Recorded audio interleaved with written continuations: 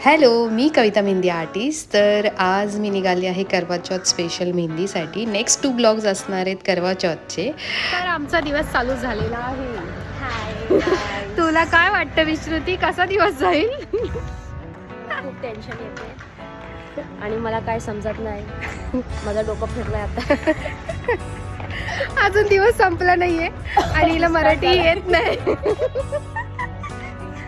आत्ताच कंटाळली. चला, okay, be serious. आता कामाला सुरुवात झालेली आहे. आता असेच आम्ही फटाफट सर्व मेहंदीज कंप्लीट करणार आहोत आणि लगेच दुसऱ्या लोकेशनला जाणार आहोत.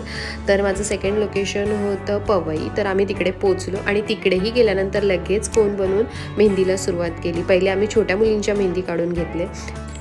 कोन फिनिश झाले होते तर आम्ही लगेच कोनचं प्रिपरेशन केलं, कारण अजून बऱ्याच जणांची मेहंदी बाकी होती.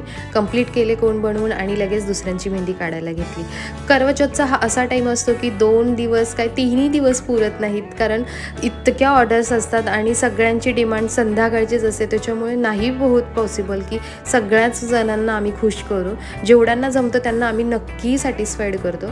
आणि फायनली सगळं कंप्लीट झालेलं आहे आणि आता मी घरी जायला निघालेलो आहे. पण खरंच हा करवा चौथचा ना दिवस कधी चालू होतो आणि कधी संपतो कळतच नाही. पण हा एक्सपिरियन्स खूप भारी असतो, कारण प्रत्येक लेडीज इतकी खुश असते ह्या टायमाला की खरंच काहीतरी वेगळं असतं ह्या दिवसांसाठी.